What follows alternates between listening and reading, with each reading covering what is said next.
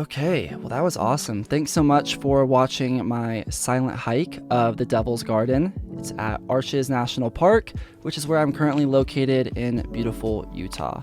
I thought I would share some stories as a new hiker, lessons and tips from the trail in case you want to go on this hike yourself. Devil's Garden is a popular, challenging hike located at the north end of Arches. It's a very famous trail. It offers incredible views of unique arches like Landscape Arch, which is known to be one of the longest natural spans in the entire world. Needless to say, this hike is essential if you're going to Arches. Total round trip, the hike is going to be 7.9 miles, pretty much 8 miles if you adventure and go off trail like I do. I definitely went on the primitive trail and got lost, but we will get to that. Wasn't anything too serious, kind of just following adventure. That's what hiking is all about. Maybe not getting lost, but following adventure part. If you want to get a feel for Arches National Park, this is the trail to go on. So many locals were telling me about it, and while I was on the hike, I was chatting with hikers and just talking about how awesome it was. You literally see so many scenic spots. I have a list counting them out. The route visits,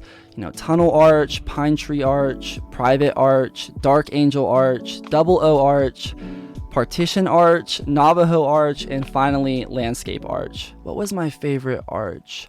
Probably Landscape Arch or Dark Angel Arch. I think Dark Angel. That one was really cool, and the first time I got there and was recording some shots, I was just like freaking out and was super stoked to be there. Little water break. So yeah, obviously I'm recording this in the van. Audio setup, perfect. That's what van life is all about. You got to make your lifestyle, your routine work well for you. You got to make your setup comfortable for your home. Okay, back to the hike. The only other difficult hike I had done that was like near 7 miles, near 8 miles, or anything of the caliber of Devil's Garden was the last hike I did in Aspen, which you can check out on my video 2 weeks ago. I hiked Maroon Bells and went to Cathedral Lake. Cathedral Lake was so different because it's a lot of hiking and then you have like one beautiful destination. The Devil's Garden, it's a longer hike, but you have so many stops along the way. It literally, like, you could spend your entire day just getting lost there, which I did. I did get lost. I'm gonna try my best to show this with a map, but I did get lost on the primitive trail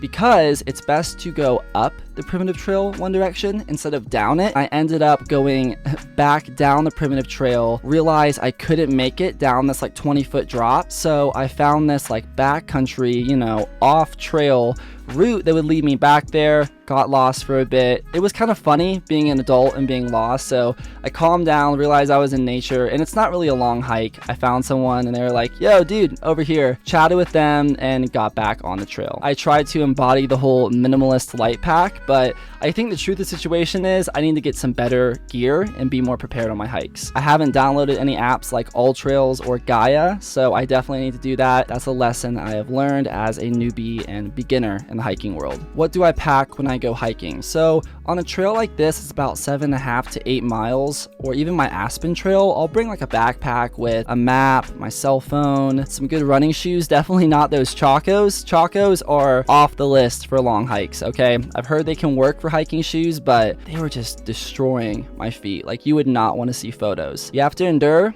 and suffer when you're hiking, but getting some good trail shoes is definitely essential. So yeah, I'll pack a backpack with a map, my phone. I'll do like 2 waters and 2 forms of nutrition, whether that's like a protein bar and a banana, or something that can just fill me up while I'm on the hike. Yeah, and my setup camera wise is pretty simple. I just bring my Sony and the tripod. Occasionally I'll bust out the GoPro. I'm trying to implement more cool film things into my setup. I'm so new to filmmaking. I'm just kind of going out there and risking it, seeing what I can shoot and what I can do, but I think that's really fun. Okay, pro tip, if you are a van lifer or a nomad who travels by car, you can sleep overnight at Arches. I don't know if that's information that is public and that people don't want that getting out there, so maybe just keep that to yourself as I post on YouTube about it. I go to bed really early, so obviously I wake up early as well, so being able to literally be parked at Devil's Garden, wake up, get my gear together, and hit the trail was incredible. I wish more national parks kind of had that option. Plus, night skies of the moon and the stars stars were just absolutely incredible. Like, I found myself staying up later just to sit outside and look up at the stars, which was a blessing in and of itself. After hiking over 8 miles, chatting with strangers, getting lost, and filming, I decided to take a much needed shower. After that, I just went around Arches, looked at Balance Rock, checked out some really cool scenic points, and just learned a little bit about the national park, which was really cool. More content, more videos from Utah and Arches are on the way. If you have a question about van life, how I'm making all of this happen while I'm going on these trails and hiking, traveling, let me know. Comment, subscribe below. It's super fun figuring out how to make this lifestyle work for me. I feel like 5 videos ago, I was like, holy shit, I have no idea what I'm doing. What is life like living in a van, through traveling to all these new places, on this crazy road trip, hiking, meeting new people, meeting new van lifers? I'm really starting to feel comfortable in these 4 wheels. Like, this is my